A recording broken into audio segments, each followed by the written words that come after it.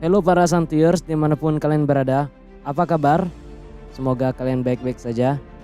Perkenalkan saya Diki, pada video ini saya akan merangkum sebuah film yang sangat tidak santuy, di mana film ini bergenre action, drama, dan history yang berjudul Greyhound. Film ini rilis pada Mei 2020 yang lalu. Film ini dibintangi oleh Tom Hanks sebagai Komandan Ernest Krause. Film ini sendiri mendapat rating sebesar 7,0 di IMDb. Greyhound merupakan film adaptasi kisah nyata Perang Dunia Kedua. Secara garis besar, film bercerita tentang 37 kapal sekutu yang dipimpin oleh Kapten Ernest Krause melakukan pelayaran ke Inggris. Ernest Krause ini adalah seorang perwira Amerika Serikat yang baru saja dipromosikan menjadi kapten kapal Greyhound. Namun ternyata tugas pertama yang ia emban tidaklah mudah. Ia harus memimpin konvoi untuk mengantarkan suplai perang ke Inggris. Dan mereka melewati celah Atlantik, di mana celah ini merupakan batas perlindungan udara Amerika. Apapun yang terjadi di sini, mereka harus bisa bertahan sampai perlindungan udara Inggris bisa melindungi mereka. Oke, tanpa berlama-lama, mari kita langsung ke filmnya. Film berlatar pada Februari 1942. Sebuah percakapan radio yang intens mengawali film ini, di mana mereka mengatakan bahwa mereka telah kehilangan 3.000 nyawa karena perang. Terlihat sebuah konvoi kapal bernama konvoi HX-25 dengan tujuan Liverpool, Inggris, membawa 37 kapal pasukan dan perbekalan. Suplai perang ini pun harus segera sampai di tujuan, dan karena mereka harus melewati celah Atlantik, mereka pun dikawal oleh 4 kapal perusak ringan, yaitu kapal Dickie, Harry, Eagle, dan dipimpin oleh kapal Greyhound. Keempat kapal ini siap melindungi mereka jika terjadi serangan tiba-tiba.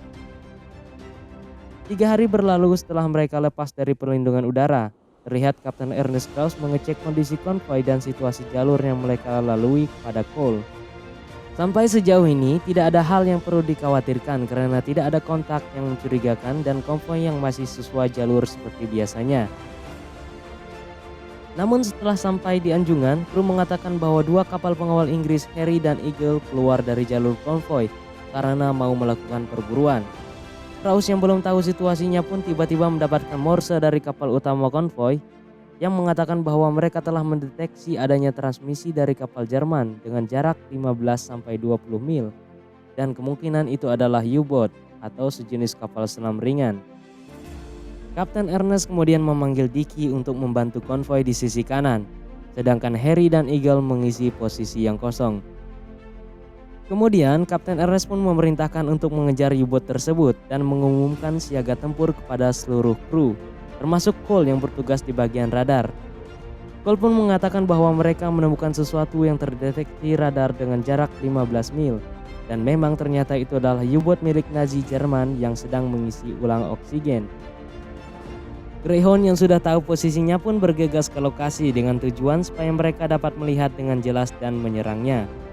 Namun sayang, mereka terlambat dan kapal selam itu pun keburu menyelam dan menuju ke arah konvoi.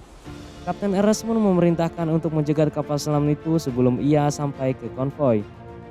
Kapten memerintahkan Cole untuk memprediksi titik temu mereka dengan kapal selam itu.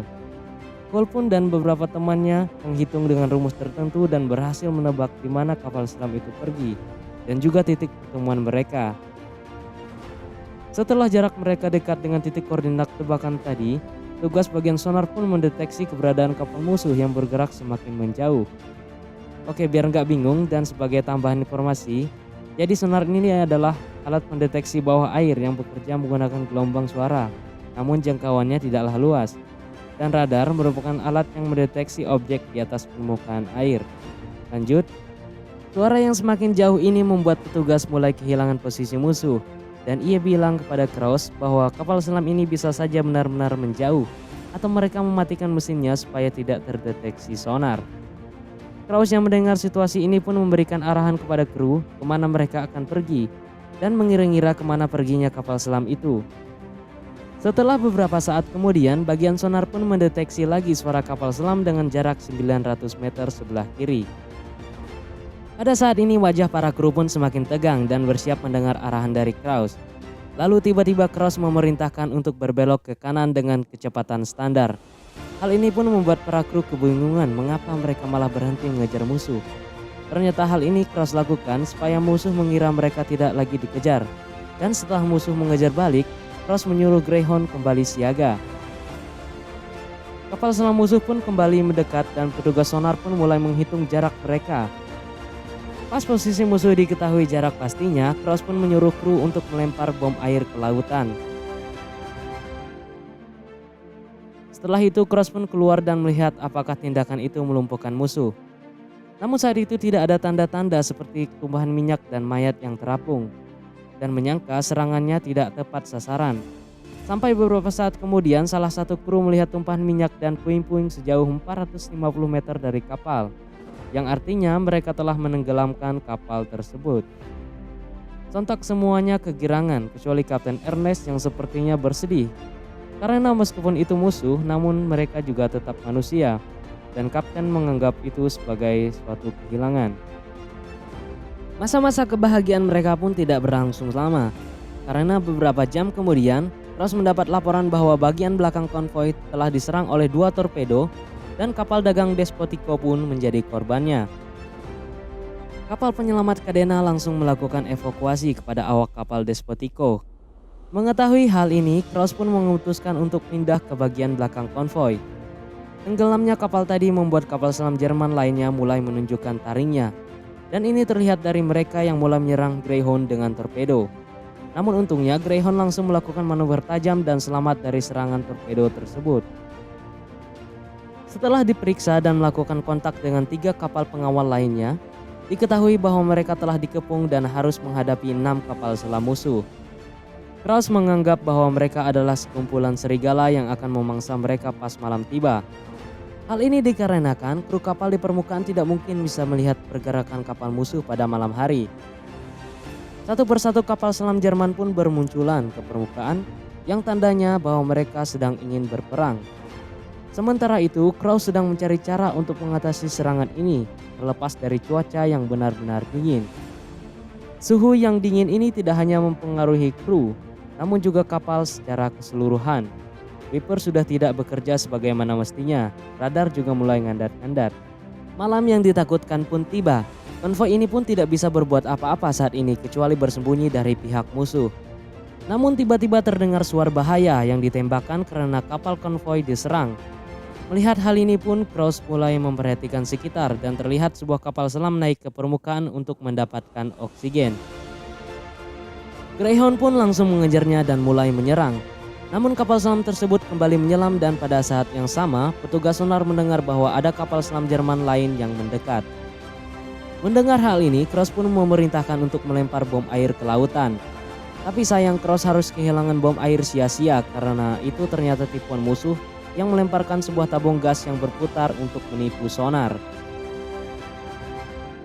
Selang beberapa menit kemudian, kapal selam Jerman yang menamai diri mereka Grey Wolf mulai menghubungi Kraus lewat radio. Mereka mengancam akan menenggelamkan seluruh konvoi, yang tentu saja membuat mereka semakin khawatir. Dan benar saja, pihak Jerman semakin agresif. Suar pun menyala dan pihak Jerman mulai menembaki kapal konvoi dengan torpedonya. Beberapa saat kemudian sebuah kapal konvoi pun meledak dan tenggelam. Serangan ini tidak berhenti di situ saja karena pada malam ini ternyata mereka harus kehilangan 5 buah kapal. Pada esok paginya Kraus termenung setelah mendapat laporan tersebut. Ia tidak menyangka bahwa tugas yang ia emban pada pertama tugasnya sebagai kapten kapal akan seberat ini. Korban berjatuhan dan persediaan senjata semakin menipis. Ditambah lagi jarak mereka masih 26 jam menuju perlindungan udara. Kapal selam Jerman kembali beraksi di mana mereka kembali menembakkan torpedo ke kapal Greyhound dan juga Dicky. Di sini Kapten Kraus pun mengajak Dicky untuk bekerja sama melakukan penyerangan. Suasana pun semakin intens dan Dicky melemparkan beberapa bom air ke laut dan Greyhound mengatur posisi serangan. Beberapa saat kemudian bagian sonar mendeteksi kapal musuh dan Kraus pun langsung keluar.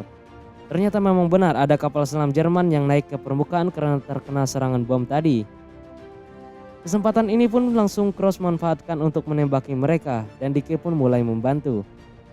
Namun Greyhound berada pada suatu posisi di mana kapal Jerman terlalu dekat dan senjata mereka tidak bisa menjangkaunya. Ditambah Dicky yang berada pada jalur tembak. Hal ini membuat Cross menahan serangannya, namun tiba-tiba sebuah rudal menghantam kapal Greyhound. Setelah posisi dirasa aman, Cross pun memerintahkan untuk menyerang dan kapal selam itu pun hancur. Setelah kejadian itu, seluruh kru Greyhound harus berkabung. Karena ternyata ada 3 orang kru kapal yang tewas terkena rudal tadi. Sebagai penghormatan terakhir meskipun situasi perang, Cross masih sempat melakukan pemakaman laut kepada 3 anak buahnya. Setelah itu, Cross mendapat laporan dan melihat bahwa kapal perusak Inggris Eagle telah rusak parah. Tinggal Dickie dan Harry yang masih bertahan. Akhirnya tiba di 14 jam sebelum perlindungan udara. Cross yang menyadari bahwa persediaan senjata sudah menipis dan 1 kapal pelindung konvoi sudah tenggelam, lantas menyuruh Cole untuk mengirim pesan kepada Angkatan Laut Inggris. Setelah selang beberapa waktu, mereka pun mendapat balasan dan Cole langsung menerjemahkannya. Ternyata pesan ini mengarahkan mereka pada koordinat di mana di koordinat itu mereka bisa mendapatkan bantuan perlindungan udara.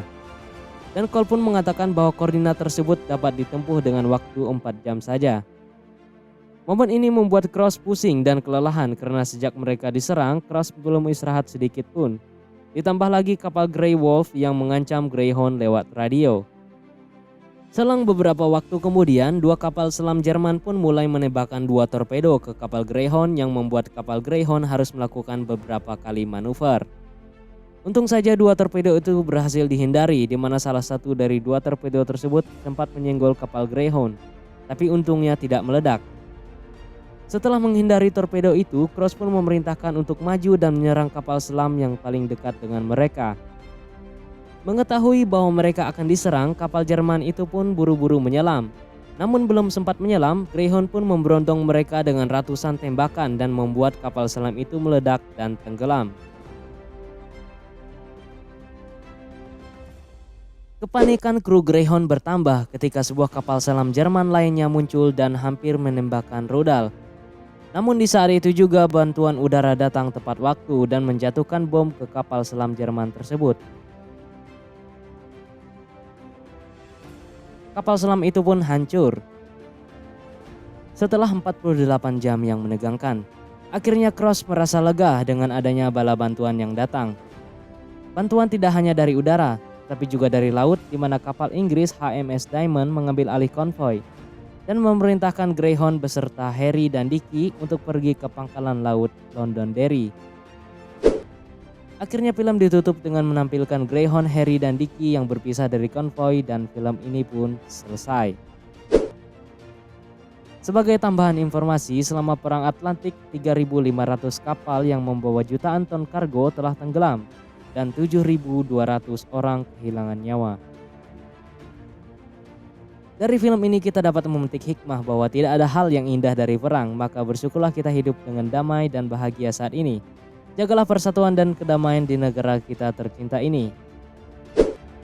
Jangan lupa komen, like, and subscribe channel ini agar kalian tidak ketinggalan konten saya berikutnya.